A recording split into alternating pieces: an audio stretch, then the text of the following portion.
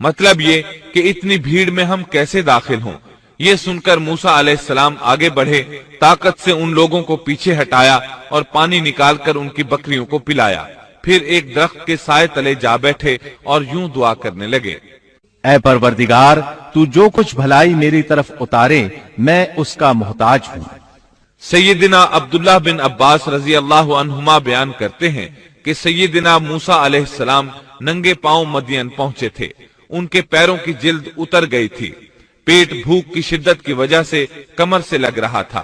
درختوں کے پتے کھاتے رہے تھے، اس لیے ان کے منہ سے پتوں کی بو آتی تھی، لہٰذا اس وقت وہ سخت حاجت مند تھے، بھوک شدید تھی، اذیت بھی بہت پہنچی تھی، لیکن وہ کسی سے بھی سوال کرنے کے لیے تیار نہیں تھے۔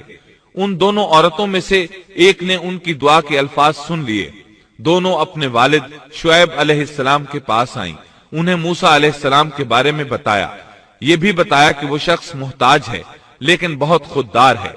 اتنے میں ان دونوں عورتوں میں سے ایک ان کی طرف شرم و حیا سے چلتی ہوئی آئی اور کہنے لگی، میرے باپ آپ کو بلا رہے ہیں، آپ نے ہمارے جانوروں کو جو پانی پلایا ہے اس کی اجرت دینا چاہتے ہیں۔ موسیٰ علیہ السلام خوددار ہونے کے باوجود اس وقت شدید حاجت مند تھے، چنانچہ موقع کی مناسبت سے ساتھ چل پڑے۔ وہ عورت مارے حیا کے چھپ رہی تھی، یہ بات محسوس کر کے موسیٰ علیہ السلام اس سے آگے چلنے لگے، کوئی موڑ نہ ہوتا تو لڑکی اس سمت میں کنکر پھینک دیتی،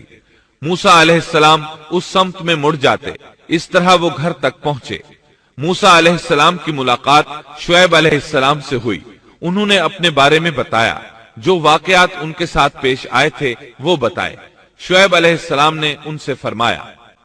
کہنے لگے، اب نہ ڈر، تو نے ظالم قوم سے نجات پالی۔ ان دونوں میں سے ایک نے کہا کہ ابا جان، آپ انہیں مزدوری پر رکھ لیجئے، کیونکہ جنہیں آپ اجرت پر رکھیں ان میں سے سب سے بہتر وہ ہے جو مضبوط اور ایماندار ہو۔ پھر شعیب علیہ السلام نے ان سے اپنی ایک بیٹی کا نکاح کرنا چاہا، جبکہ موسیٰ علیہ السلام کے پاس تو کوئی چیز نہیں تھی، لہذا سوال یہ پیدا ہوا کہ حق مہر کیا طے کیا جائے۔ اس نے کہا، میں اپنی ان دونوں لڑکیوں میں سے ایک کو آپ کے نکاح میں دینا چاہتا ہوں، اس پر کہ آپ 8 سال تک میرا کام کاج کریں۔ ساتھ ہی فرمایا، فَإِنْ أَتْمَمْتَ عَشْرًا فَمِنْ عِنْدِكَ، ہاں اگر آپ 10 سال پورے کریں تو یہ آپ کی طرف سے بطور احسان کے ہے۔ یعنی 8 سال تک آپ ضرور بکریاں چرائیں گے، اس کے بعد کے 2 سال کا آپ کو اختیار ہے، اگر آپ خوشی سے 2 سال تک اور بھی میرا کام کریں تو اچھا ہے،